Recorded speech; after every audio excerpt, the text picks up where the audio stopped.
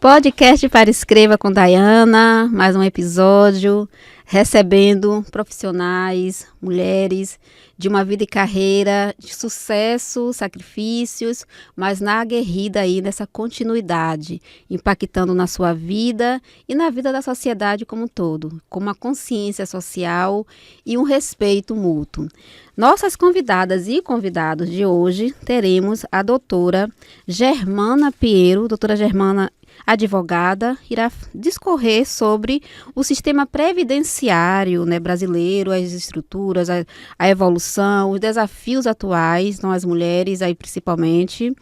Teremos o professor, contador, o Hélito Cruz. O professor ele vai falar sobre os gargalos aí dos avanços da CIAFIC, principalmente o desafio da implantação de 2023 e 2025. Temos a doutora Thaís Cruz, fisioterapeuta. Ela vai falar sobre a questão do emagrecimento, a estética regenerativa feminina. Então, gente, potencial de pessoas que vão estar aqui, né? Falando desse contexto de vivência. Teremos o empresário Leonardo dos Santos, o desafio de ser um jovem em cargo de liderança. Teremos a graduanda em administração, Rebeca Cailani. Rebeca também vai discorrer sobre carreira e sucesso de um graduando. Está na academia, na universidade, e o percurso aí para ingressar no mercado de trabalho. Teremos a doutora Sandra Moraes. Doutora Sandra vai falar sobre a conexão entre pais e filhos no processo de adolescência. Então, como é que os pais, né, nessa linha aí, o diálogo, a comunicação. E aqui na nossa bancada, uma mulher que eu tenho admiração, do Baixo Sul da Bahia. Ela vem aí nesse caminhar, né, impactando, transformando, vivendo. E um tema que nós mulheres precisamos colocar aí, externalizar esse FNR. A querida, a estimada, a sexóloga, palestrante, professora, né, gente? Elis Cosma. Elis, ela vai tratar o tema aqui, carga mental.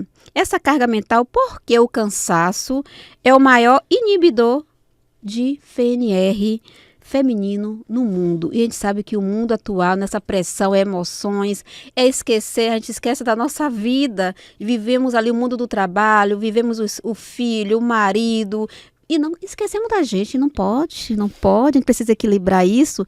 E quem tem propriedade de fala e que vai falar é a nossa Elis Cosma. Mas, primeiramente, quem é Elis Cosma?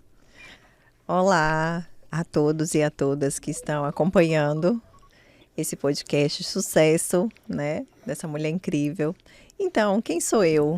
São tantas nuances, né, mas Dayana falou um pouco aí, né, do meu currículo, professora, sexóloga, sou mãe, né, de uma moça de 14 anos, uma menina, e eu acho que de todos os títulos que eu carrego, né, que eu fui acumulando ao longo da vida, esse é o que eu tenho mais orgulho, né, de ser mãe dessa menina. Não só orgulho e também responsabilidade. É um título que me dá responsabilidade.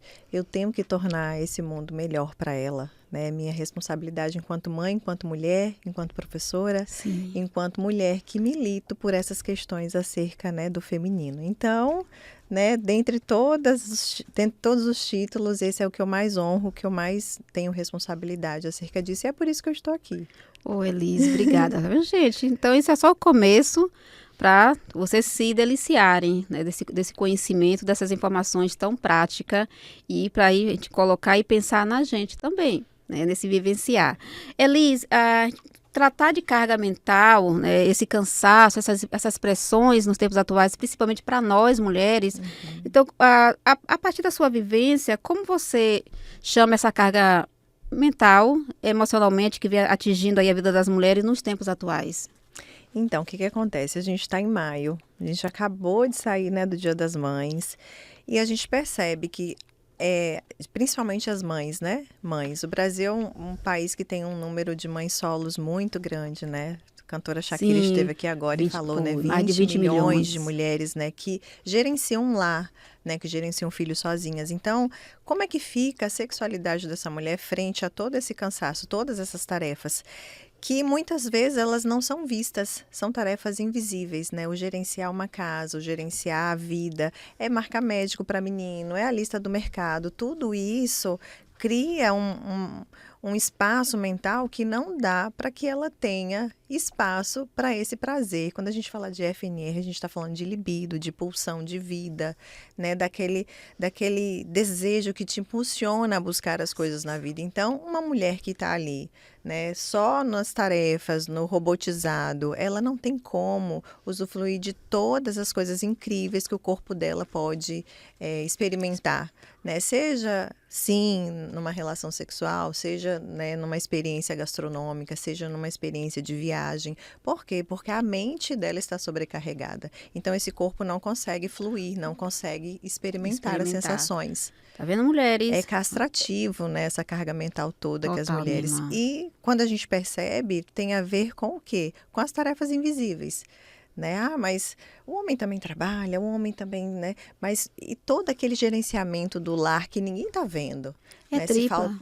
Se falta algo, se, enfim, a lista do mercado que não sai da cabeça, Sim, né? o filho na escola, Na como é que tá as escola, provas. marca médico, acompanha isso, Isso. acompanha aquilo. É cuidar ainda de parentes, de algum amigo. Justamente. Tudo isso. E esse lugar de cuidado que é posto para essa mulher, Sim. né? Então, ela não só tem que cuidar dos filhos, mas também do marido, mas também dos pais, mas, Sim. né, é sempre esperado que ela cuide, né? E quem cuida dela?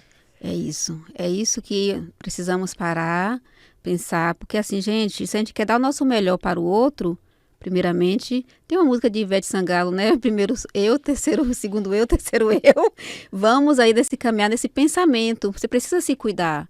Isso. Precisa pensar, e esse cuidado não é ficar naquela restrição estética, é viajar Cuidado, também, isso. é uma escola, é fazer um curso fora, é um intercâmbio, enfim, tudo isso remete para o seu equilíbrio que você possa continuar nesse caminhar. E quando Elis traz essas questões desses impactos emocionais, dessa carga que vem aí atrelando, não no tempo atual, exacerbadamente, mas a gente vê que é uma carga que vem há tempo. Porque a forma que fomos estruturadas na sociedade, né, de pegar tudo, de resolver tudo nos nossos lares e esquecer da gente. E não nessas linhas, quais são os sinais, Elis, que começa a ser demonstrado aí que uma mulher está sobrecarregada e que ela precisa de ajuda, de acolhimento, de cuidado? Perfeito. Primeiro, o sinal físico, né? Essa mulher tem insônia, ela não quer interagir com as pessoas, né? Aí já vai para o comportamental, né? O físico é a insônia, o sono desregulado. Depois vai para a questão emocional, né? Ela está muito irritada, aquela mulher que não tem paciência no trânsito, não tem paciência em casa, não tem paciência no trabalho. E a questão comportamental, ela se isola. Ela tem dificuldade de fazer as coisas que ela amava fazer antes, vai impactar. Às vezes ela está desenvolvendo um projeto lindo. Sim. E aí ela não vê mais sentido naquele projeto, né? Então vai trazendo malefícios para todas as áreas da vida dela. E é uma exaustão que ela precisa ser cuidada. Sim. Com o peso, né, de qualquer outra enfermidade, que muitas vezes a gente, quando fala de saúde mental, né, depressão, estresse, a questão da sobrecarga, a questão da ansiedade, essas patologias, elas são, né, pormenorizadas. E, na verdade, elas deviam ocupar um espaço de centralidade na nossa saúde como um todo. Por quê? Porque a partir de uma mente equilibrada, saudável, eu consigo gerenciar todo o resto. Sim. Físico, comportamental e etc. Então, assim, a gente faz o caminho inverso, né? Minha filha. Foca ali no físico, não sei o quê, colesterol, Isso. né? Não que não deva, sim, mas quando sua mente está em paz, todo o resto flui. Uma terapia, um psicólogo para Buscar ajuda. todo um ajuda, gente. Isso né? mesmo. Não, deixar esse tabu de lado, né? Quem procura ajuda é quem já está... Não é isso. É você pensar em você. Porque ali, aquelas sinalizações que vai ser dada ali, você vai rever alguns papéis, o que deve ser tirado da sua vida, extraído, deixado para lá, minha prioridade nesse momento. E é esse caminhar. Né? Então, a gente vê esses sinais, então tem que começar logo a cuidar. Né? Isso, porque se você não prestar atenção em si, meu amor, a sociedade não vai, não.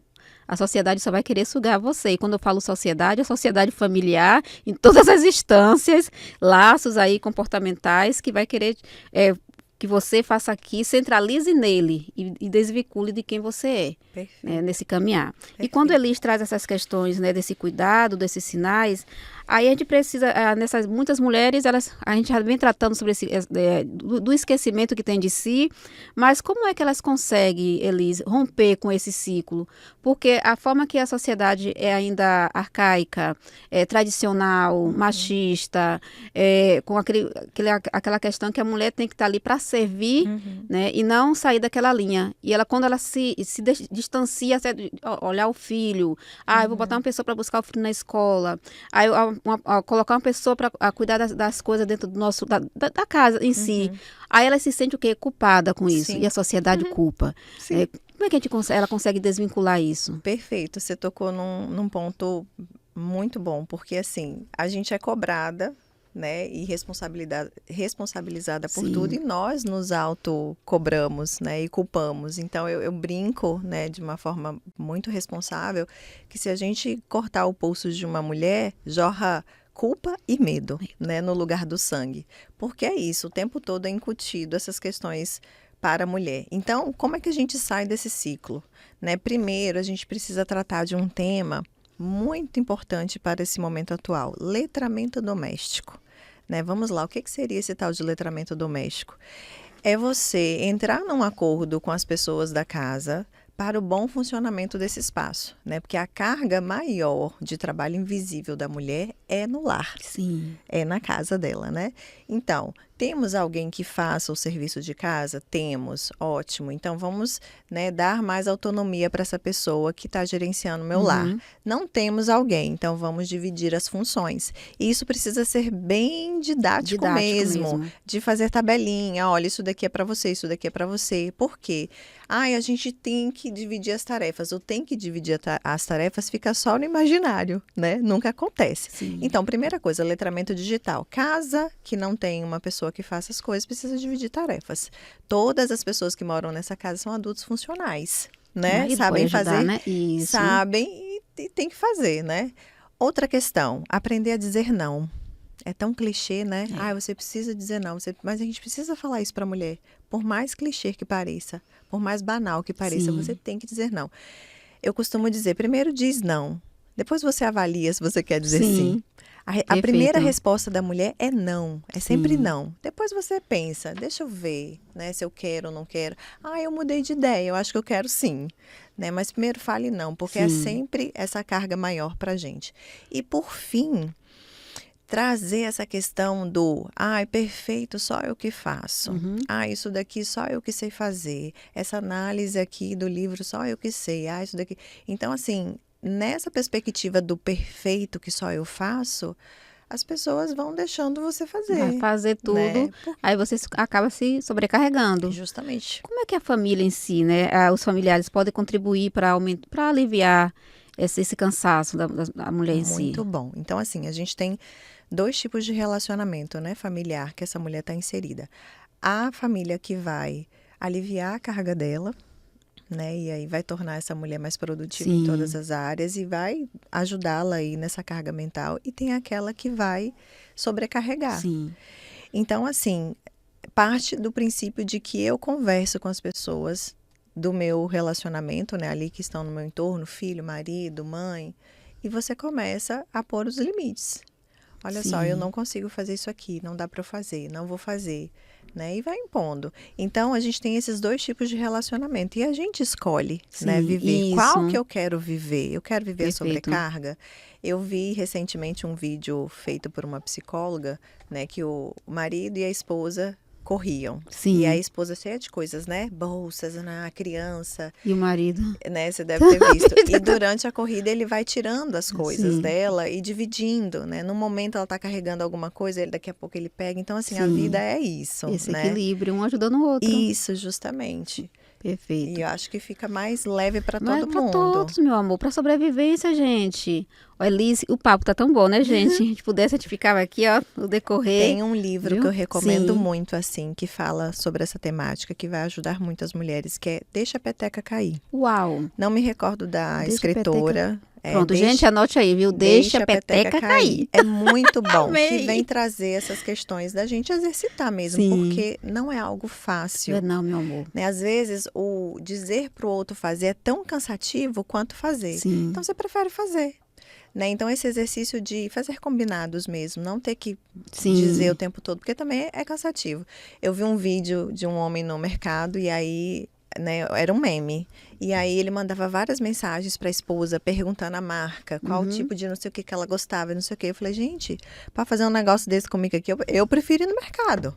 Porque assim, ó a carga disso aqui, você ficar abrindo fotos de produtos. Não, vai no mercado. Então assim, que adulto é esse que mora na casa que você mora, que ele não consegue no mercado comprar as coisas da casa que ele mora? Perfeito. Elis, já estamos aí nas... Quais as pessoas podem lhe encontrar? Redes sociais, palestras e cursos? Pronto, minha rede social é Elis Cosma, né? Lá tem, né, vários canais de comunicação comigo. Estou, né, aberta a convites para palestras, né? Falo da temática da sexualidade para empreendedoras, para estudantes, Perfeito. né? Ontem estive na Liga Acadêmica, né, da Atenas, falando com futuras ginecologistas. Então, todos esses aspectos ligados a vivência saudável da sexualidade, eu estou nesses espaços. E onde tiver mulher empoderada, né? Nós já estivemos em vários eventos juntas, né? As parceiras, que maravilha. Aí, no Empoderadamente. Onde tiver mulheres que querem levantar mulheres, lá eu estarei. Estaremos. Perfeito, estaremos. Ô, Elis, muito obrigada pela aceitação do convite. Continue nesse caminhar. E, gente, vamos agora para mais uma convidada especial, que é Thaís Cruz.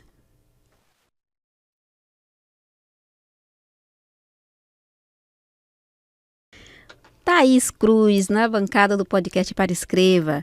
E vamos falar sobre emagrecimento, 40 mais e estética regenerativa feminina.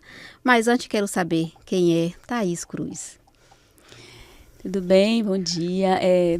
Thaís Cruz, meu nome, sou fisioterapeuta, trabalho com emagrecimento, trabalho com dermatofuncional, né? Na parte no geral das mulheres, né? Cuidando a estética de dentro para fora, cuidando da autoestima das mulheres, especialmente das mulheres 40 a mais. Perfeito. A parte facial, corporal, então a gente está trabalhando com todo esse público feminino. Ai, gente, precisamos, viu? Saímos de uma conversa com Elis Cosma, falando também sobre o PNR feminino. Estamos aqui com uma profissional com propriedade para falar sobre esse processo de emagrecimento 40 a mais e a estética regenerativa. E nesse caminhar, a gente sabe que o corpo da mulher muda com o tempo, né? A idade vem, gente. Toda a questão das emoções, das expressões. E, Thaís, o corpo feminino muda, de fato, após os 40 anos? Sim, com certeza. Depois de 35, 40 anos, muda metabolismo, muda hormônio, especialmente o estrogênio, ele baixa, né? Então, aí vem muitas mudanças e que impacta diretamente no emagrecimento. Quando os hormônios baixam, o metabolismo também baixa e aí a gente tem menos gasto de energia, ou seja, mesmo que coma mais, mesmo que faça mais atividade física, a dificuldade de emagrecer é muito grande depois dos 40 anos, né? Já tem uma mudança aí no nosso corpo e é fato, tipo, importante ter um acompanhamento com o médico, fazer a reposição hormonal, né, para quem é indicado, para que tenha esse equilíbrio. Ai, perfeito, gente. Essa questão, né, qual a relação entre a autoestima e a saúde feminina? Especialmente 40 a mais, as mulheres acabam se olhando no espelho, enxergando uma mudança, né, que não estava preparada para poder ver. Sim. E aí muitas vezes se vê mais flácida, se vê um pouco mais com gordurinha localizada e a autoestima lá para baixo, né?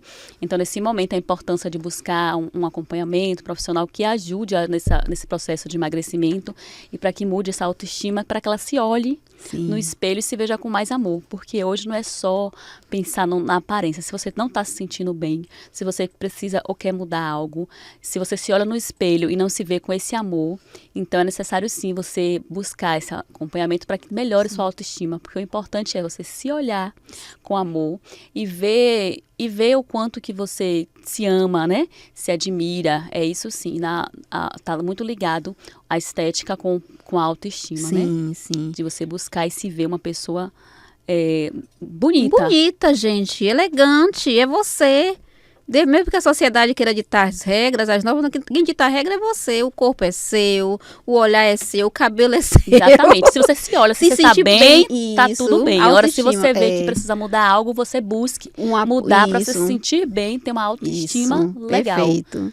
Ô, Thaís, é tão bom ouvir, né, as suas falas e saber, né, que temos uma profissional como você, desse acolhimento, desse cuidado que a mulher pode ir até você conversar, falar das suas sinalizações e sair dali com um momento muito acolhedor quando a gente recebe mulheres que muitas vezes chegam com uma autoestima baixa, que tá ali triste, sei o quê, que sai já feliz porque ela vê que tem como mudar, tem como melhorar e caminhando juntas a gente consegue. Perfeito. O que é essa estética regenerativa, Thaís? A estética regenerativa é algo que o corpo mesmo produz, tipo assim, a gente estimula que o corpo cuide de dentro para fora.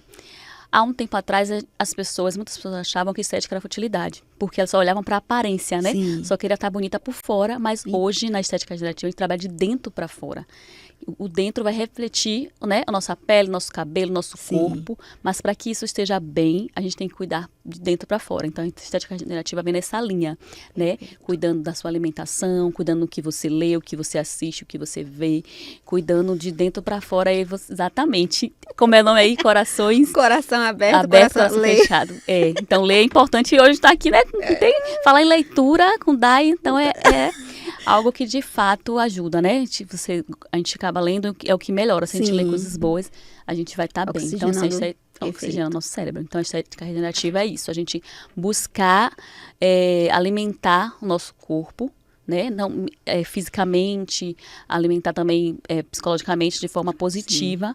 E a gente estando bem por dentro, a gente vai estar bem por fora. Então é isso, sempre buscando. A gente trabalha nessa linha também.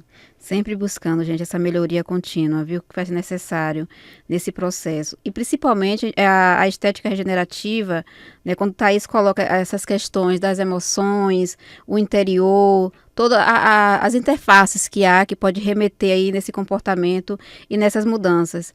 E a gente sabe que o impacto ali vai ser atingido, mas se você buscar um auxílio, uma ajuda, né, e fazer todo um processo de reflexão, de redefinições da sua vida, do caminhar que você está traçando.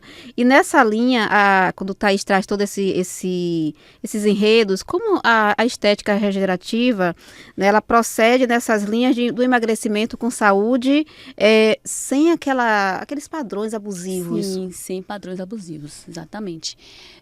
Porque o padrão abusivo, todo mundo quer ser igual, todo mundo quer estar ali igual, mas não.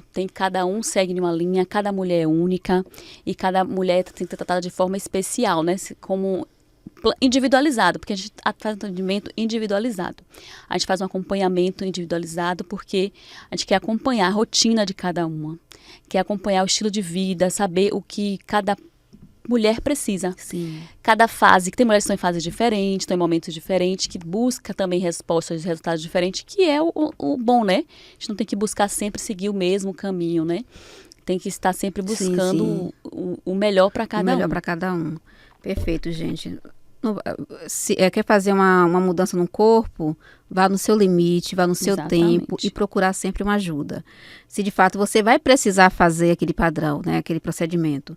Tá aí, palestras, cursos, eventos, você está acessível, né? Onde é que pode estar encontrando para consulta, para algum procedimento?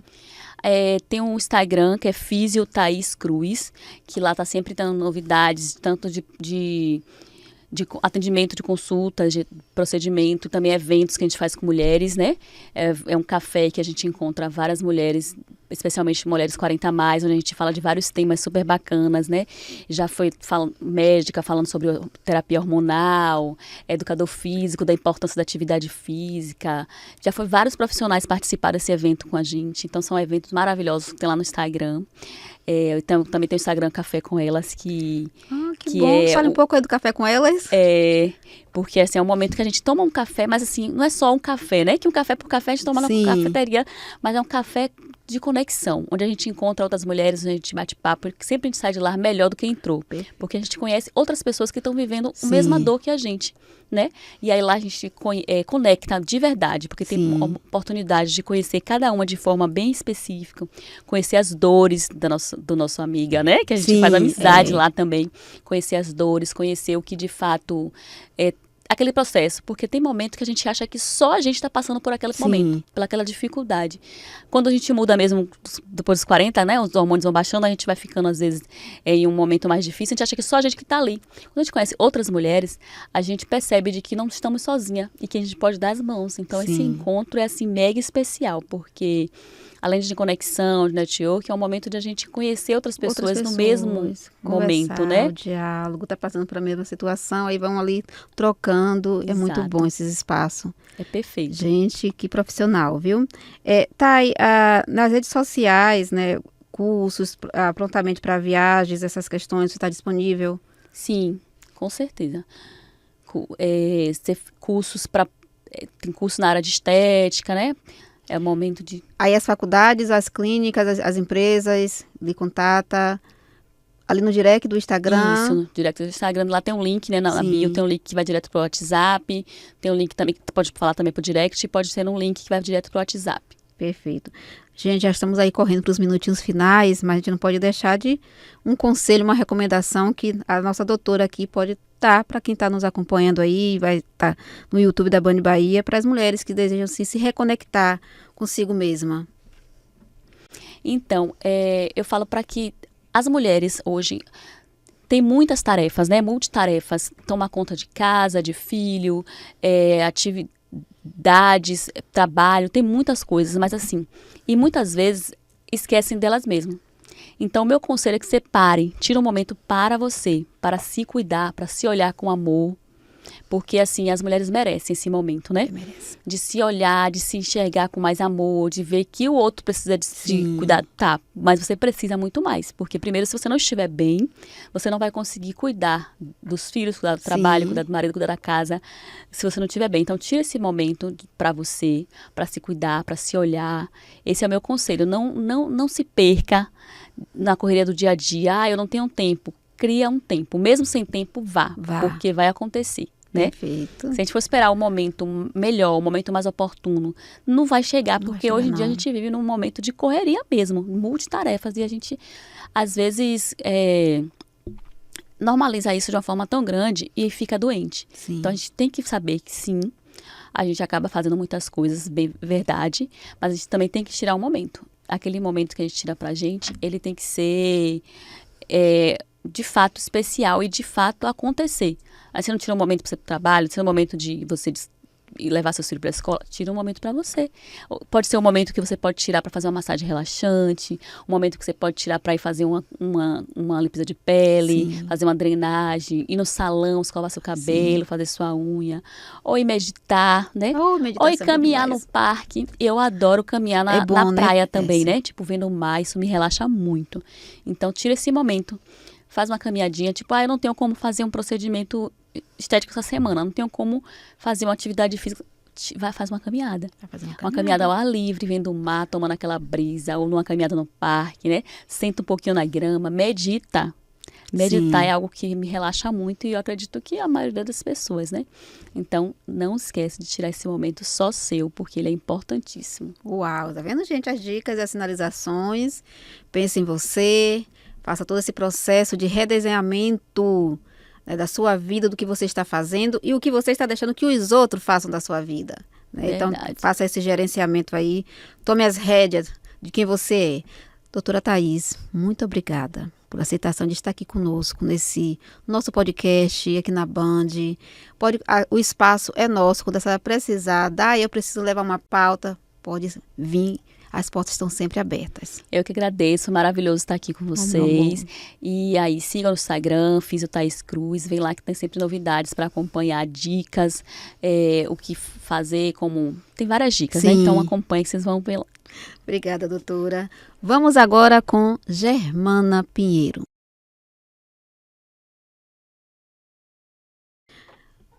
O Wellington Cruz já está aqui na nossa bancada, gente, para falarmos sobre avanços e gargalos da implantação do CEAFIC entre 2023 e 2025.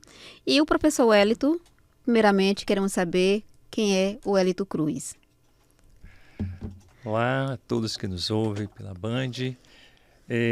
Eu sou contador, bacharel em Direito, sou auditor, membro do Conselho Regional de Contabilidade, do Conselho Federal de Contabilidade, presidi aqui por 2 gestões do Conselho de Contabilidade da Bahia. Então tive uma vida toda quase dedicada à auditoria, à contabilidade, à gestão pública como um todo, né? E também fui auditor independente. Então o meu trabalho foi sempre esse, examinar as contas, dentre outras coisas que nós fazemos, mas principalmente na vida profissional e acadêmica eu me dediquei à parte contábil e do direito. Perfeito, ó, gente, a experiência, a propriedade é que está aqui. Então vamos aproveitar ao máximo aqui esse conhecimento. Mestre, falar desses gargalos, né, desses avanços, o que mudou efetivamente na gestão pública após a implantação do CEAFIC entre o ano 2023 e 2025? Essa é uma pergunta muito, muito bacana, né? Porque é uma pergunta, eu vou deixar de lado um pouquinho a técnica contábil, né? A ciência contábil como um todo, e vamos falar aqui agora para os nossos ouvintes, como a gente fala em linguagem de gente, né? Uma linguagem muito coloquial. Então, o que a gente percebe, e isso veio um pouquinho antes da Constituição Federal, ali em 1987, a gente tinha um sistema chamado CIAF. O CIAF, como é que ele vem? Ele vem através, principalmente dos organismos internacionais, Banco Mundial, FMI, Organização dos Países Latinos, que eles buscavam maior transparência dos entes públicos envolvidos. Estado, município, União, isso falando a nível Brasil. Mas a nível mundial também, esses grandes players que emprestam dinheiro, que o sistema financeiro é quem, na realidade, é quem manda no mundo, né? O dinheiro é quem fala isso. E os bancos se organizaram e disseram, bacana, eu empresto dinheiro a fundo perdido ou empréstimo para o Brasil passa para o Estado, constrói um metrô, constrói um viaduto, constrói uma casa. E isso o governo do Estado, através de Caixa Econômica, principalmente, garante a aplicação desses recursos, esses empréstimos, mas por trás o Brasil está garantindo essa dívida. Ele tem que pagar a tal da dívida pública, que todo mundo fala. O juro da dívida pública, a gente paga imposto e vai para a dívida pública, pagar os bancos. Então, é mais ou menos isso. Então, os bancos internacionais são muito interessados. E eles estão interessados no controle do gasto público, da arrecadação e do gasto público. Então, o que ele procura? Ele procura colocar mecanismos de controle, né, que os governos adotem, o governo que eu falo é o governo de cada país, e também dentro de cada país, a depender como seja a federação ali, dividida em Estado, União e municípios. Então, eles precisam implantar. Então, em 87 veio o CIAF, antes um pouquinho da Constituição, veio a discussão em relação ao CIAF, que era o sistema, né, integrado de orçamento e finanças e contabilidade pública para que os entes prestem conta e também faça a sua conta global, mostrando ali quanto tem de ativo, de receita, de despesa, aplicação e o que é que foi. E depois, logo em seguida, a gente muda para o CIAFIC, que ele passa a ser um sistema integrado, e esse sistema integrado a gente chama principalmente ter o orçamento e ter a parte de integração entre todos os planos de contas, ou seja, o modelo como se gasta 1 a 1 dentro de cada estado do município tem até um padrão para que você tenha o quê? Transparência. Então, os organismos internacionais, os tribunais de contas, que são obrigados a fiscalizar as contas dos gestores públicos, eles então fiscalizam e controlam e executam o orçamento de acordo com o modelo padrão. Nessa implementação, né, quais os desafios, né, que está sendo enfrentado aí pelos municípios para conseguir implementar de fato esse padrão? Então, em 87, como eu disse, entrou o CIAF, que veio há muito tempo, e agora, por último, entrou o CIAFIC, né, basicamente em 2020, foi um decreto que já era para ter sido implementado em 2023. Chegou em 2023, aí foi que se demonstrou, fizeram-se um diagnóstico, e nesse diagnóstico percebeu-se que 88% dos municípios se diziam que não estavam preparados. E não entregaram mesmo no prazo. E o governo federal, então, prorrogou por mais 2 anos, que venceu agora para o exercício 2025. Então, 2026 agora é a hora de apresentar as contas de 2025 já no modelo padrão do CIAFIC. Hoje, a contabilidade ela é uma contabilidade baseada em IPSA, né, Internacional Pública Account Standard Board, são os padrões internacionais de contabilidade aplicados no mundo inteiro, e que esse CIAFIC também, ele obedece um plano de contas baseado já nesse modelo internacional. Aquela história que eu falei com você, Sim. do controle dos entes financeiros, FMI, Banco Mundial e outros organismos por trás, querem saber a contabilidade agora num padrão internacional. E o Brasil já adota isso através do Conselho Federal de Contabilidade. Bom, então, você tinha dificuldade, porque o sistema é integrado e é informatizado. Então, faz o orçamento, né? A gente diz assim, olha, fornecedor não foi pago. Por quê? Porque ele não levou a nota, se não levou a nota, não empenhou. Para empenhar, você tem que estar no sistema público de orçamento, nesse CIAFIC, sistema próprio da entidade, mas dentro desse sistema CIAFIC, né? E, então, ouvinte, para você saber, esse sistema, ele tem que fazer a liquidação, né? E depois o pagamento dessa nota. E para isso tinha que ter uma despesa já empenhada. Então, ele entra naquelas 3 fases das despesas e aí ele vai fazer isso. Mas tem que fazer tudo dentro de um sistema informatizado que é diretamente também oferecido à população, para a gente saber quanto é que gastou para o fornecedor, né? Os jornalistas sabem muito bem disso, eles investigam através da transparência, porque esse dado tem que ser público. Sim. Então, o CIAFIC, ele propõe isso. E 88% disseram, principalmente, que não tinha estrutura como computadores, isso lá em 2023 ainda, não tinha pessoal preparado. Os prefeitos, os presidentes de Câmara não tinham dado a atenção para aquele decreto, porque você precisa de uma estrutura, né? Sim, uma estrutura por trás, gente preparada, contadores, controladores, auditores, todos esses membros preparados da administração pública, para que você, então, implemente isso, que não é fácil. Para quê? Para dar transparência para o cidadão, dar transparência para os órgãos fiscalizadores, dar transparência para os entes que emprestam recursos, né? Então, esses gargalos foram muitos em 2023, mas principalmente a falta de atenção, internet que às vezes tinham, mas há um problema climático, ou seja, há muita interferência na transferência de dados, ou seja, entre aspas, aquela internet lenta que não funciona. E você sabe que isso... E pessoal também qualificado, né, mestre? É um outro problema, principalmente quando a gente fala em municípios. Sim. Por quê? Quando a gente tem municípios grandes como Salvador, Vitória da Conquista, tem pessoal concursado, que não são terceirizados, a gestão ela já tem um plano de governo, uma ação, isso fica forte, porque aquele funcionário que trabalha na contabilidade, na gestão, no orçamento, ele é de carreira, ele fica ali aquele tempo integral.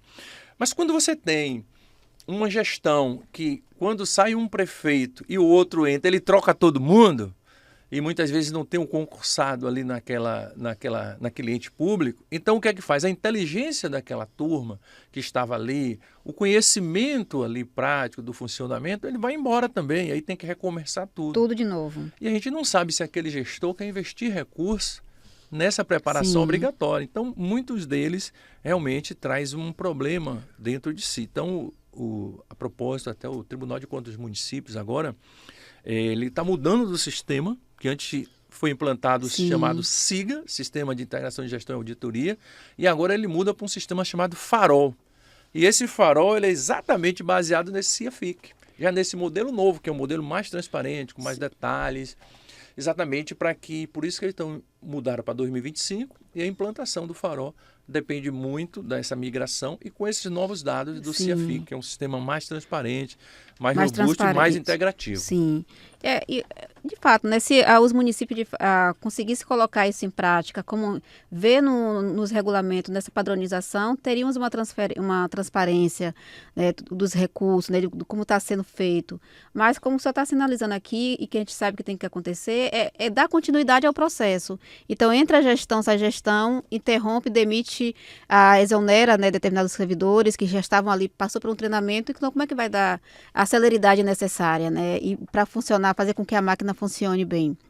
Então, quando o senhor coloca todos esses parâmetros, né, dessas contribuições e técnicas necessárias, né, o Brasil em si, como é que o senhor percebe o Brasil nessa avaliação dessa gestão pública, nesse processo eficiente, nessa integração? O Brasil, eu sou o presidente da Comissão do Setor Público, da AIC. A AIC é a Associação Interamericana de Contabilidade, em que a gente congrega 20 países diferentes da América Latina e Caribe. Então, hoje eu tenho a honra, representando a diretoria internacional do Conselho Federal de Contabilidade, de ser o presidente dessa comissão internacional e participo dela, né? Todos nós temos as reuniões. E nesse cenário a gente discute como é que está o avanço da implementação da contabilidade internacional. O Banco Mundial, ele, como a gente diz aqui na Bahia, bate muito em cima, ou seja, ele cobra muito que os países implementem a contabilidade internacional, porque ela é mais transparente.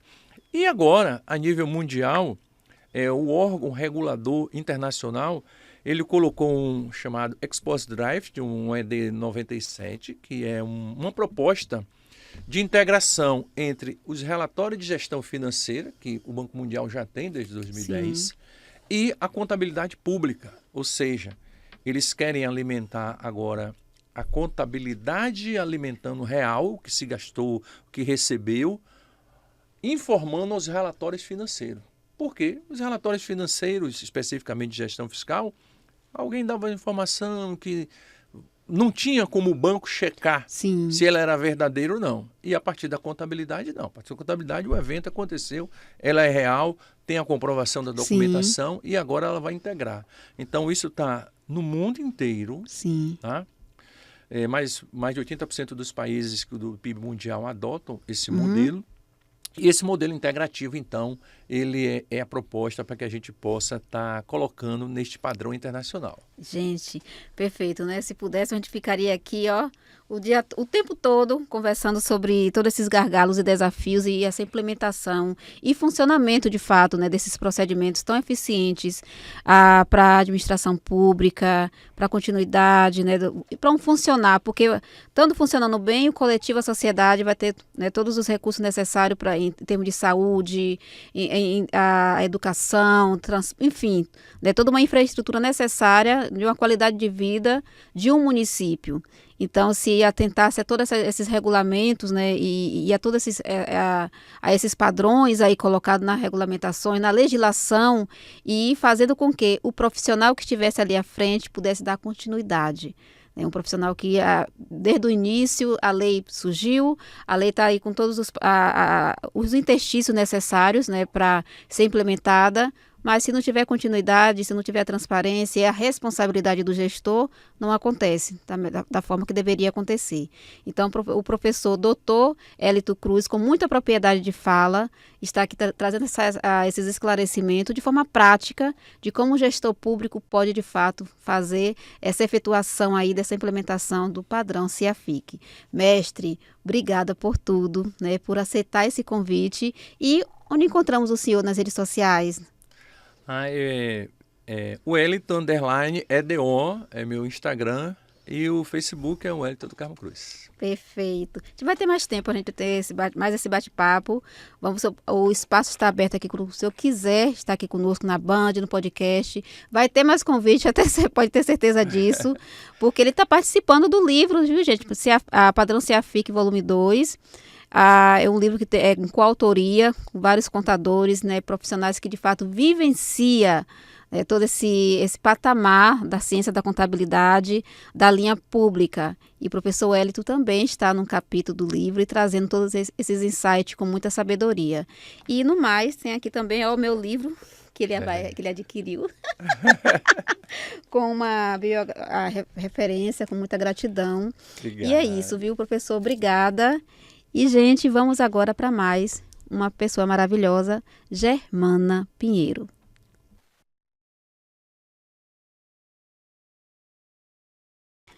Doutora Germana já está aqui na nossa bancada e vamos conversar sobre o sistema previdenciário brasileiro, estrutura, evolução e desafios atuais. Ela que também está no nosso livro, né, Direito Previdenciário na Prática, que vai ser lançado em nome de Jesus Cristo no dia 14 de agosto, aqui em Salvador. O espaço ainda está sendo definir para estarmos recebendo vocês.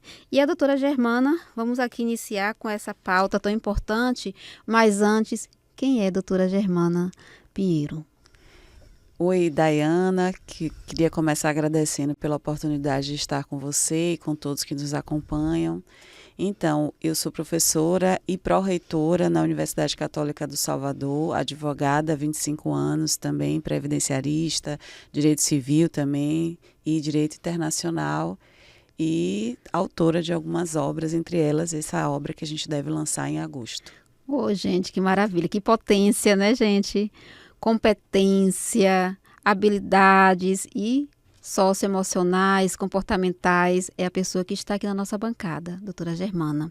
E vamos começar aqui a falar sobre como, de forma simples, doutora, esse funcionamento previdenciário brasileiro e a sua importância para a sociedade. O sistema previdenciário brasileiro, ele comporta 3 regimes. O regime geral da Previdência Social é o maior, que abarca a maior parte dos trabalhadores, excetuando os servidores públicos, que tem um regime próprio, e temos o regime complementar, que são as previdências privadas.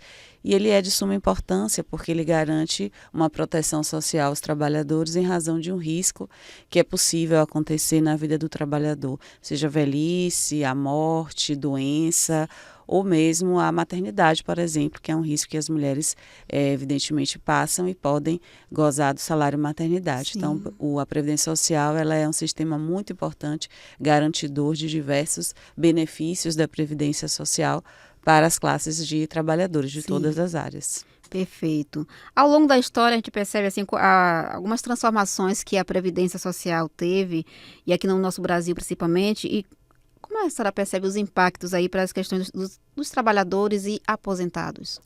O sistema previdenciário brasileiro, ele sofre diversas alterações ao longo do tempo. Ele vem já antes da nossa Constituição de 88, a gente tem aí como marco especial a Lei Eloy Chaves, mas a Constituição Federal, sem dúvida nenhuma, é um marco importante nessa proteção, as leis 8.212 e 8.213 de 91, e todo esse sistema ele sofre diversas alterações ao longo do tempo, Sim. emendas constitucionais variadas. E a última e mais recente, e portanto inclusive mais rigorosa, foi a emenda constitucional número 103. E esta emenda em especial, em 2019, ela altera o sistema de previdência social, Sim. sobretudo o regime geral, que é o regime maior, que abarca os trabalhadores da rede da iniciativa privada. Essa alteração ela coloca, por exemplo, as regras que foram alteradas no sentido da contribuição, né, os valores, a forma de calcular, a forma o tempo, que a idade mínima foi um ponto importante que foi acrescido no que se refere às aposentadorias programadas. Então, a partir dali, nós temos os critérios da carência, 15 anos de carência para as mulheres, 20 anos de carência para os homens, atrelado ao critério da idade, 62 anos para as mulheres, 65 anos para os homens. Com essa alteração tão significativa, os trabalhadores vão precisar trabalhar ainda mais para gozar em algum momento do benefício da aposentadoria programada. Perfeito. Muito se fala na questão deficitária, né, do previdenciário de uma forma geral. Aí nesse olhar, nesse estudo que a senhora vem nesse caminhar, quais são os maiores desafios enfrentados atualmente no sistema previdenciário brasileiro? Existe sim esse argumento que, no meu ponto de vista, inclusive, é um argumento falacioso do déficit da Previdência Social. É preciso dizer que o regime geral, ele é o maior distribuidor de renda nesse país, é responsável, inclusive, por tirar muitas pessoas da linha da pobreza e da extrema pobreza. No entanto, ele faz parte de um sistema ainda maior, que é o de Seguridade Social, que envolve a saúde e a assistência. E, além disso, existe uma questão muito própria do Brasil, e eu estudei isso na minha tese de doutoramento na Universidade Católica do Salvador. E, de fato, esse foi um dos argumentos prioritários para promover essa grande reforma que eu mencionei. Então, além dessa questão, que é uma questão que o sistema ele tem uma grande remuneração, porque existe a exigência da contribuição e distribuição posteriormente, o argumento que se usa, ele se perde quando a gente analisa os dados extraídos da própria Previdência Social, e a gente percebe que ele tem aí um financiamento de outras áreas, não só dos trabalhadores, mas do empregador também, do próprio Estado com dotação orçamentária. Portanto, é um argumento que não se sustenta. Sim. Agora, o que a gente tem de uma forma indiscutível? Um envelhecimento da população brasileira em grande monta e uma entrada ainda tardia ou muito tardia dos jovens no mercado de trabalho. Ele é um sistema de contribuição, gerações ativas sustentam gerações inativas. Se o sujeito entra tardiamente no mercado de trabalho ou se ele não alcança um posto formal, eu não tenham contribuições tão regulares, e isso impacta na estabilidade do sistema. Sim, perfeitamente. Gente, é uma visão que a gente percebe, né? A questão da previdência, dos direitos, dos impactos na sociedade, mas tem que olhar para todo um processo que está ali atrelado. E quando a doutora traz sobre essa questão do envelhecimento da população, o quanto isso influencia, de fato, para o futuro da previdência. E ela pode estar nos colocando mais essas mudanças nessas relações de trabalho, doutora. Então, isso é um ponto que a gente tem estudado e observado ao longo desses anos também. O Brasil ele passou por um processo de muita flexibilização nos direitos trabalhistas e também, obviamente, na consequência disso, dos direitos previdenciários. Então, nós tivemos em 2017 uma reforma trabalhista grave, pesada, e em 2019 a reforma da Previdência Social. Essa flexibilização nos direitos dos trabalhadores, essa homenagem, que eu costumo dizer assim, né, esse incentivo à informalidade, faz com que as contribuições elas venham sendo sacrificadas ao longo do tempo. Atrelada às dificuldades dos jovens ingressarem no ambiente do trabalho, o recuo nas políticas de incentivo à formação e à educação, porque os dados dizem que quanto mais tempo de educação, melhores as condições de trabalho, vai trazendo um impacto presente e futuro, porque a gente de fato não sabe como é que isso vai repercutir para essa população que tem envelhecido. É um desafio equacional, criar um equilíbrio, é um problema complexo, então exige-se uma solução complexa, que no meu ponto de vista passa por educação. Perfeito. Doutora, antes de dar essas sinalizações, né, sobre recomendações, queremos saber cursos, palestras, né, na instituição, até a senhora mesma para estar indo, né, nas empresas, né, ou até viajando para outros municípios, para trazer essa clarificitude, né, acerca da Previdência. Nós temos na Universidade Católica do Salvador diversos cursos de graduação, entre eles o curso de Direito, que é o maior curso da universidade hoje, respondemos por mais de 2.500 alunos, e especialmente eu coordeno a pós-graduação em Direito Previdenciário. Então, eu estou na coordenação dessa turma de pós-graduação em Direito Previdenciário, e nós temos um grupo de professores excelentes, mestres, doutores, com diversas áreas de atuação, diversos nichos, porque a Previdência Social permite isso, e promovemos cotidianamente também cursos e palestras específicos sobre a Previdência Social, mas também sobre as outras áreas do conhecimento, especialmente do direito, para que justamente as pessoas possam acessar melhor essas informações. Então, eu convido a todos a conhecerem o site da Universidade Católica, perceber o nosso repertório, são 26 cursos presenciais, diversas atividades acadêmicas todos os dias, e é importante que as pessoas façam esse movimento de consciência e formação. As redes sociais, doutora? A rede social da Universidade Católica, da senhora da também, minha, sim. da Universidade Católica, e da minha também, @professora Germana Pinheiro. Perfeito, gente. Doutora, se a gente pudesse, a gente ficava aqui, gente, um tempo assim, longo para... Porque são muitas informações, né? São muitos contextos, são os desafios, são as práticas, as entradas que deve fazer, né? Que são minúcias, né? Na questão do direito previdenciário. E a doutora aqui tem muita propriedade, todo o estudo necessário, né? Com toda eficiência e muita responsabilidade, está colocando isso. E ela vai vir mais vezes aqui, porque a Band está aberta, o espaço está para com ela, quando ela precisar. Doutora, nas finalizações finais, que orientações a senhora pode nos passar para os jovens e as mulheres sobre planejamento previdenciário e a segurança financeira para o futuro? Eu diria às mulheres e aos jovens, estudem muito, busquem informação e contribuam o quanto antes. As mulheres ainda ganham menos do que os homens nos postos de trabalho, isso repercute na sua previdência social. Os jovens precisam de mais formação para ter postos de trabalho mais seguros e dignos. E o único roteiro que eu imagino é o roteiro do estudo forte, firme e sério. Daí um convite para que essas pessoas, tanto homens quanto mulheres, mas sobretudo mulheres e jovens, façam estudo e ao lado disso contribuam para a Previdência Social. Se houver um desemprego no caminho, porque sempre é possível, mantenha suas contribuições em dias, ainda que na condição de MEI, por exemplo. Sim, perfeito. Doutora, muito obrigada por aceitar estar aqui conosco, trazendo essa partilha com tanto saber e muita praticidade. Obrigada, Dayana. Aberto. Obrigada. Gente, vamos para mais uma profissional de excelência, a doutora Sandra Moraes.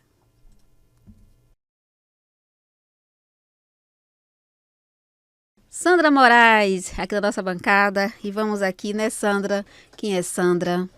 Olá, eu sou Sandra, sou pedagoga, terapeuta, trabalho com famílias, jovens, adolescentes, pais e faço um trabalho de terapia de grupo, né, onde a gente recebe os adolescentes, os jovens e os pais também, porque eu entendo que família precisa realmente ter uma conexão. Então, não adianta somente ajudar os filhos se os pais não estão presentes. Então, é preciso realmente ter um conjunto para que a gente tenha um resultado e que realmente os jovens e os adolescentes, né, possam realmente se sentir acolhidos na medida que a família compreende esse processo de crescimento, né, do adolescente. Perfeito.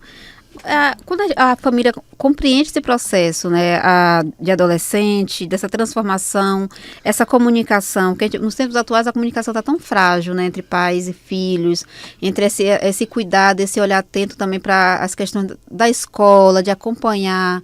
Como é que a senhora tem essas percepções, Sandra? Na verdade, há uma comunicação muito frágil desde o lado de 12 anos. A família sente assim uma necessidade e também uma frustração, porque a criança deixou de ser criança e com 12 anos já, né, vai se tornando um adolescente. Então a família percebe assim, meu Deus, estou perdendo meu filho, ele não brinca mais, ele não se comunica mais comigo, e isso é uma questão natural. Sim. O adolescente, ele vai se formando, né, buscando a sua autonomia, a sua identidade, e começa realmente lá com os 12 anos. E aí as famílias chegam para mim, Sandra, eu não aguento mais, porque eu estou perdendo meu filho, ele não era assim, e agora está assim, isolado, afastado de mim, eu não consigo mais ter essa comunicação.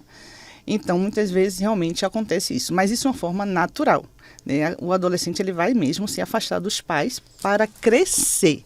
Então, para buscar o quê? A sua própria identidade, no seu próprio caminho. O que acontece? Os pais precisam estar juntos, mesmo sabendo que os filhos estão distantes. Então, o papel dos pais aí é promover realmente essa presença, mas presença presente, né? Então, muitas vezes a gente vê que os adolescentes estão assim, no quarto, tudo bem estar no quarto, mas será que está muito tempo no quarto? Então, qual o papel do pai? Na tela do celular. Na tela do celular, é observar isso. Né? O pai é o guardião, os pais, né, são os guardiões realmente dos filhos. E isso cria um vínculo saudável, né, com essa comunicação com os filhos, né, esse comportamento, né, Sandra? Sim, sim. Na medida que os pais compreendem esse processo de transformação mesmo da infância para a adolescência, para a juventude, ele vai compreender melhor essa fase do filho. Sim. E vai também ter um olhar mais atento, né? Será que meu filho está precisando assim de mim? Né? E o que eu posso estar fazendo? Porque eu digo sempre, quem comanda o barco é os pais. Os pais, os pais precisam comandar o barco. E para comandar o barco, você também tem que usar o limite e o amor. O amor e o limite precisam caminhar juntos. Se não tem isso, pode saber que vai ter uma falha muito grande. Então, é o quê? Acolhimento, presença, né? É você escutar, né? Muito mais do que falar, do que dar bronca, é você escutar, é validar o sentimento desse adolescente, que ele está passando por turbilhões de situações ali que ele não compreende. Sim. O adolescente, ele está muito mais no seu emocional, porque o seu racional ainda não está assim formado, que vai se formar lá, né, com 25 anos. Então, é preciso realmente esse acompanhamento desses pais. Perfeito. Sandra, você que é pedagoga, né, vê com uma experiência tamanha aí no desenvolvimento humano, nessas conexões, nessas transformações, qual os erros assim que os pais vêm cometendo na criação e nesse processo de aprendizado, de comportamento dos seus filhos? Eu sempre falo, não existe erros, né? Porque assim, a gente não tem uma cartilha pronta para pais educar filhos adolescentes, né? Nem filho adulto, filho jovem, criança também. Porque assim, os pais também são pais agora no momento. Então, eles não aprenderam a ser pais, então eles são pais no processo. Mas o que acontece? Os pais precisam estar atentos a esse processo. Então, muitas vezes os pais estão distantes, sem querer, os pais realmente cometem esse erro, viu, Sim. Dayana? Porque assim, não é uma intenção, Assim. né?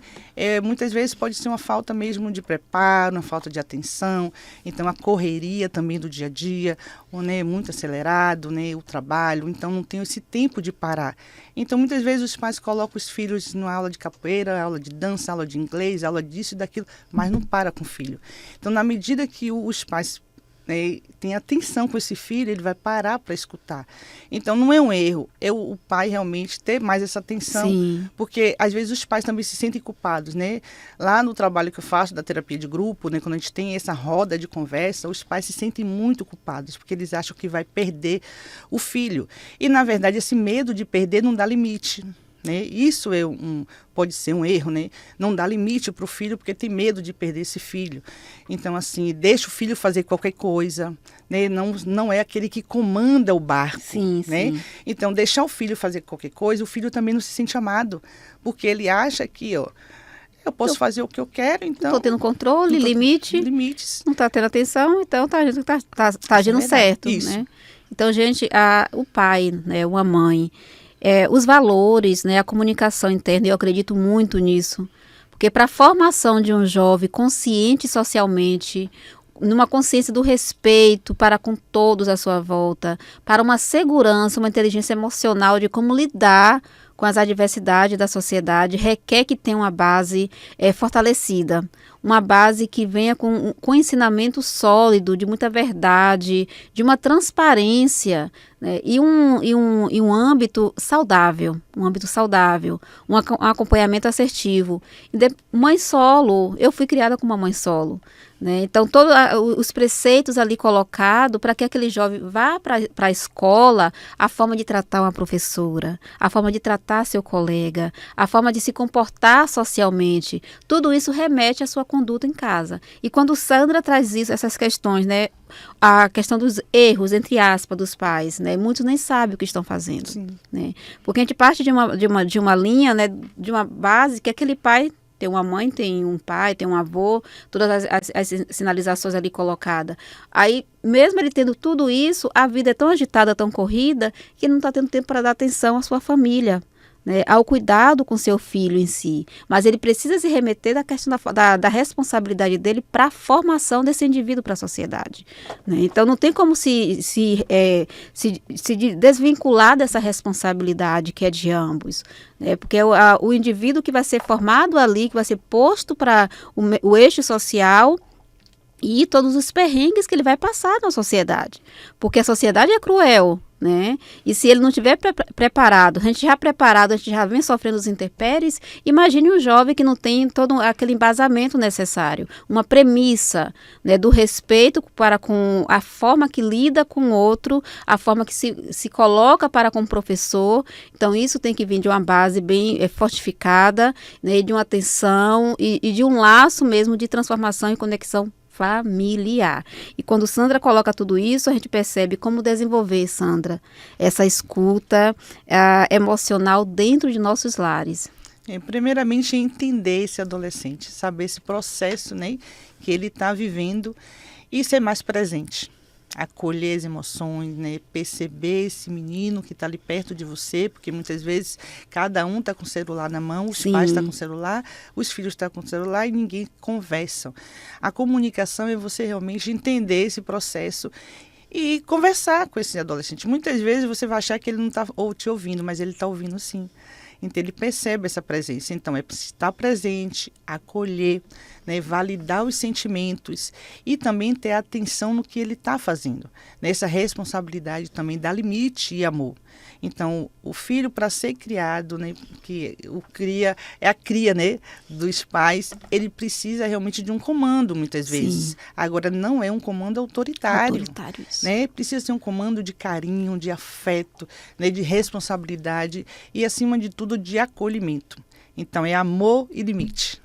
Perfeito, se você Sandra. consegue equilibrar isso aí, entre amor, limite, presença e acolhimento, eu acho que dá tudo certo. Dá certo, meu amor. Gente, eu tenho uma irmã de 14 anos, a Annelise, né? Aí ela chega da escola com aquela expectativa, né? Chega, ela não espera nem abrir a porta do carro, o carro sair, ela já vê coisa. Isso aqui. Aí é tão importante a gente saber ouvir essa criança, porque ela está vindo consciente, aí tem pais assim que cortam, não estou tendo tempo agora, não, deixa para depois. Então perde aquele laço, aquela conexão. Daí quando vai se aproximar, e a criança já tem aquele... Não vai me dar atenção, então não preciso falar o que está acontecendo comigo na escola, o que o professor falou, que atividade é essa que é colar. Né? Então, é a importância dessa conexão, dessa escuta, do ouvir, do prestar atenção, gente, em cada sinalização dessa... Por isso que as crianças dão sinalizações, dão sinais quando estão bem, dão sinais do que está acontecendo. Os pais têm que ser observadores, analíticos, né? E estar atento a isso. Então, Sandra trazendo essas informações é de uma pessoa que vivencia, né, todo esse processo do ensino-aprendizado, desse acompanhamento para com esse jovem. E, Sandra, antes de partirmos para as finalizações, meu amor, nos sinaliza aí a questão das suas redes sociais, e-mails, onde podemos lhe contactar para palestras e eventos, cursos. Eu estou lá no Instagram, né? A gente está lá com terapia de grupo, palestra, mentoria. É Sandra's Terapias, né? Pode estar me procurando lá. E lá tem muito mais informações. Também eu estou com um curso agora, né? Vou lançar esse curso para profissionais, terapeutas, psicólogos que queiram trabalhar com grupos terapêuticos, né? Que o grupo é um espaço mesmo de acolhimento e um espaço de fala. E os jovens e adolescentes precisam de espaço de fala, né? Então eu estou lançando esse curso agora, né, para psicólogos e terapeutas que querem realmente trabalhar com jovens e adolescentes, ou então com pais também, né? Sim. Eu acho que é importante. Então podem me procurar, estou por aqui disponível. Eu agradeço muito a Dayana também por esse momento, né? Eu acho que é um tema muito pertinente e a gente precisa realmente ter espaço para falar sobre família, adolescentes e jovens. Ô Sandra, muito obrigada, né, por aceitar nosso convite, de estar aqui conosco. Quando você quiser, a Band está aqui, aberta, disponível, nosso podcast. Daí não preciso levar uma pauta para ir, pode vir, viu? Só tenho a agradecer. Aqui é um livro, meu amor aqui já está com a autógrafo. Pois é. Gente, é uma obra linda que fala de comportamento, performance, toda uma base. Sim, eu dei uma olhadinha, viu? Sim. E eu tenho muito a agradecer. E vamos agora, gente, conversar com 2 jovens em liderança e uma está em graduação, Rebeca Cailane e Leonardo Santo. Leonardo Santos já está aqui na nossa bancada do podcast Para Escreva e vamos conversar, né, Leonardo? Quem é Leonardo, primeiramente? Bom dia, Dai, tudo bem? Muito bom estar aqui com você. Me chamo Leonardo, tenho 27 anos, sou técnico em administração, bacharel em administração e faço pós-graduação de gestão pública e análise de dados hoje. Então é muita coisa para se fazer em pouco tempo, né? Gente, é experiência aí, né? Conteúdo. É um pouquinho. Leonardo, esse desafio de jovens em cargo de liderança, né? Quais foram os principais, assim, os maiores preconceitos que você se deparou, desafios aí para estar assumindo enquanto um jovem nessa liderança? Realmente é a idade. Sim. É entender que você passa a liderar pessoas que são mais velhas do que você, pessoas que já estão há mais tempo na empresa do que você, seja no âmbito profissional ou pessoal, é meio complicado que as pessoas ficam, poxa, será que ele tem capacidade? Eu estou aqui há tanto tempo, ele está menos tempo, ele é mais novo, será que isso é possível? Mas é tudo tentar encaixar as coisas no caminho certo, ter uma boa conduta, né, cumprir os objetivos. Eu acho que esse é o caminho perfeito para o sucesso. Com certeza. Como você consegue equilibrar autoridade, inovação, essa maturidade dentro do ambiente empresarial? Escutando. Eu acho que o ponto principal é ouvir todo mundo e tentar reter o que é de bom. A liderança não é só mandar. A liderança também é ouvir e entender qual é a questão e tentar resolver junto com os colegas do trabalho. Perfeito. Independente de ser líder, você tem que ouvir bastante. Saber a escuta, viu, gente? A escuta é algo assim... imprescindível. Com certeza. Trazendo essa linha, né, até as questões emocionais e as pressões dentro dos ambientes organizacionais. Então, o líder saber ouvir sua equipe é algo que ele vai conseguir reter a questão da qualidade, da produtividade.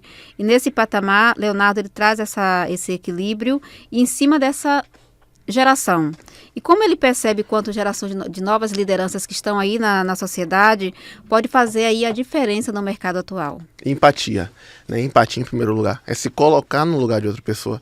Eu sempre sou aquela pessoa que prefere ouvir do que falar. Sim. Fale o que você quer, vamos tentar resolver dessa forma. Então, esses novos jovens que estão vindo aí agora, que é uma remessa muito boa, inclusive, que está tendo muito acesso à informação, ele vem e traz essa questão de tipo, poxa, isso realmente a gente não precisa fazer com que a pessoa passe. Isso é antigo, aquela cobrança, só quero que você trabalhe, eu não quero te ouvir, não importa o que você fale, eu só quero que você trabalhe. A nova remessa de jovens que estão vindo, eles já conseguem entender isso, né? Conseguem observar e falar, poxa, eu posso ter calma, aquela mulher não está no dia bom, aquele rapaz não está no dia bom, vamos dar uma diminuída no serviço dele e tudo mais.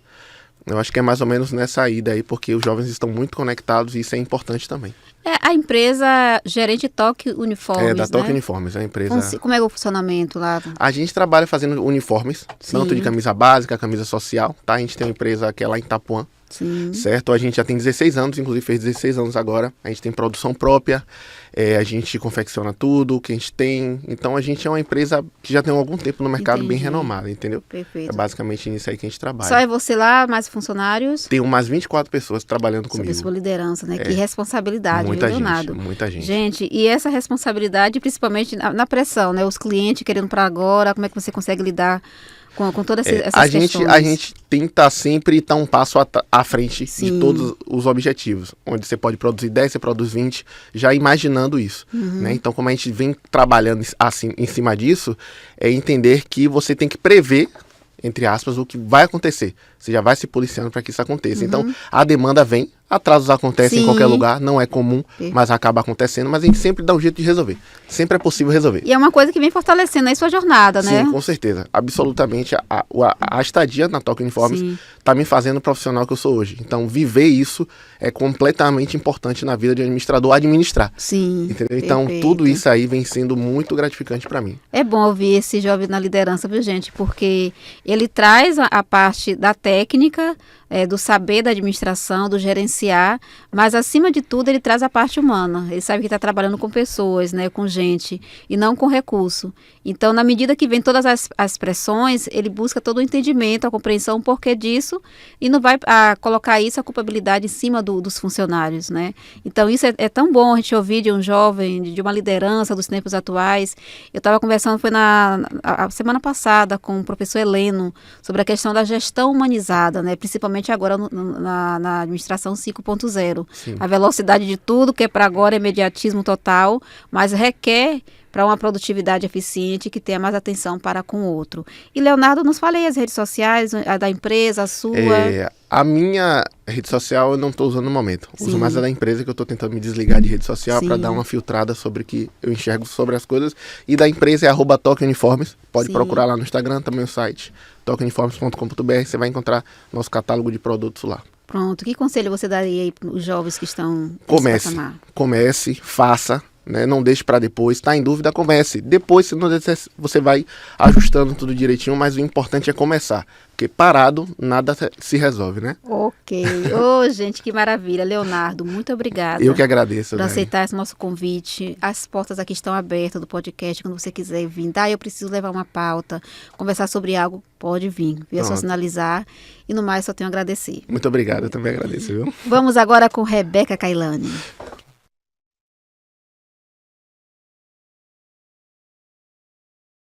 Rebeca Kailani, gente, vamos conversar sobre carreira e sucesso do jovem graduando.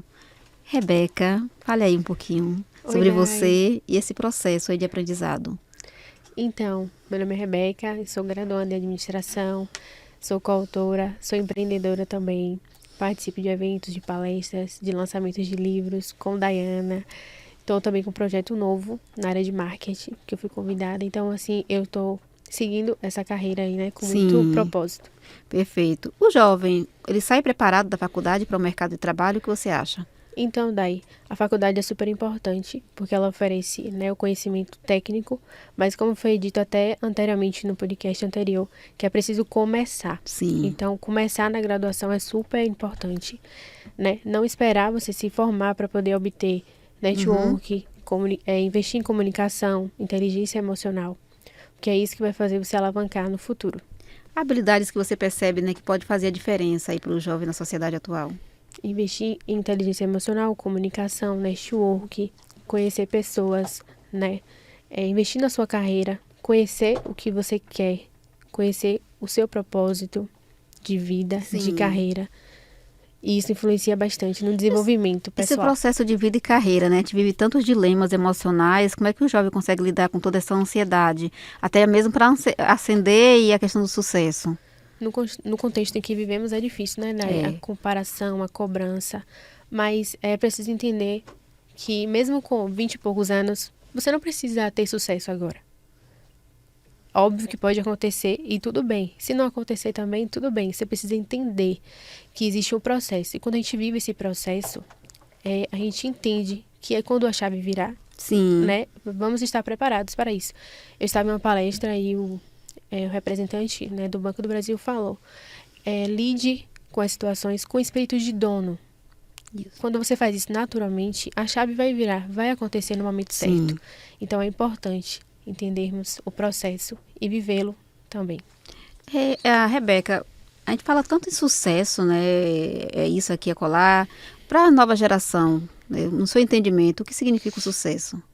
Então, percebendo, né, os jovens atualmente não querem tanto dinheiro, não querem tantos aplausos, mas sim um propósito de vida, da qualidade de vida. Sim. Não adianta você, vou dar um exemplo aqui, receber 10 mil e não ter qualidade de vida, receber 20 mil e não ter um propósito, não entender qual a sua finalidade ali naquele trabalho, sabe? Óbvio que é importante, nós sabemos que todos nós temos necessidades, né? Mas precisamos ligar um ponto ao outro. Ter, sim, objetivos financeiros, mas Sim. também correr atrás do nosso objetivo, nosso propósito, que para mim é essencial. A conduta, a essência, o respeito onde nós estamos, né? Honrar nossos pais, né? Aquilo que eles nos ensinaram, né? Honrar quem está do nosso lado no dia a dia também, que é fundamental. Não adianta, né, a gente estar ali e não honrar as pessoas e ligar isso, né, uma coisa a outra, o financeiro e também ao propósito. Perfeito. Gente, é tão bom a gente ouvir um jovem, né, falando, conversando, com entendimento, está na graduação, mas está nesse olhar atento aí para a sociedade, para o mercado de trabalho. Renata nos ensina ali, Rebeca, as redes sociais, cursos, palestras, né? Porque na faculdade, mas você já está tendo aí todos os insights necessários para os convites que vão aparecer. Amém. Que já estão aparecendo. É verdade. Esse assunto me faz lembrar que em 2023 eu fui para o meu primeiro evento, que inclusive eu conheci Dayana lá de longe, assim, falei, nossa, que moça bonita. E inteligente, né? Que você percebe uma luz assim de longe. E foi o meu primeiro evento, eu não tinha um recurso para ir de carro, de Uber, e eu tava de salto. E eu falei, eu vou mesmo assim, vou de metrô, vou de ônibus. Fui porque eu queria ter aquela experiência de conhecer aqueles palestrantes e tudo mais. E hoje eu participo da organização desse evento. Então eu sou Conepa, muito né? feliz. Sim, Ai, o Conepa. Fábio, um abraço. Meu amigo, obrigado por tanta oportunidade, viu, Fábio? Verdade. Então eu me sinto muito honrada, Day. Sabe assim, é algo que não é uma contribuição material, é um sentimento. É uma coisa, sabe? de dentro. Isso. E então, eu indico que vocês procurem network, pessoas, eventos, palestras. Comece agora na graduação, Sim. porque vai ter um retorno muito bom mesmo. E é isso. Ô, gente, que bom. Ô, Rebeca, eu fico tão feliz, né, de ter você nessa jornada, desse compartilhar. Nessas finalizações, qual conselho você daria aí para os jovens que estão começando a carreira? Então, não desistam do sonho de vocês, busquem um propósito de vocês. Todos nós temos um propósito, né? Eu costumo dizer que eu não queria fazer administração, mas a administração, ela entrou na minha vida e eu sou eternamente grata. É uma ciência danada, né? Sim, Ousada, todas as que entra em empresas tudo. precisam de um administrador, então a gente tem o nosso valor. E eu sou muito feliz por tudo que está acontecendo na minha vida e eu tenho certeza que vai continuar, porque eu não vou desistir por minha mãe e por meu pai. Eles não são formados, não têm uma graduação. Então isso me inspira muito, sabe, Day? Um Sim. dia eu ouvi que os filhos dos meus pais não iam conseguir entrar na graduação. E aquilo ficou dentro de mim. E eu vou correr atrás por eles. Você já está correndo, meu amor, já está Sim. fazendo a diferença. Pode ter certeza disso. A primária que você não deixou que aquela voz limitasse você. Coração Viu? Coração aberto, aberto, coração fechado e coração reaberto. aberto. Gente, ô Rebeca, obrigada, meu amor. Sabe que Obrigada seus a pais têm muito orgulho de você, viu? Sua família, seu esposo, pela a menina que você é e a menina que você está se tornando na sociedade. Muito E obrigada, acreditamos muito no seu potencial. E você, além de acreditarmos, Sim, você tem que eu acreditar em preciso. você. Viu? Verdade. Não deposite o seu sucesso, a sua jornada em mãos de ninguém. Faça você fazer, faça a sua visibilidade, faça a sua carreira, faça a sua jornada e caminhe, voe, porque o universo é ilimitado. Verdade. Gente, nosso podcast chegando ao fim. Agradecimento infinito a todos os convidados que aqui se passaram. Agradecimento a Júnior, a toda a equipe da Band por toda essa atenção e paciência. Podcast para Escreva no ar. Mês que vem estamos de volta. Obrigada.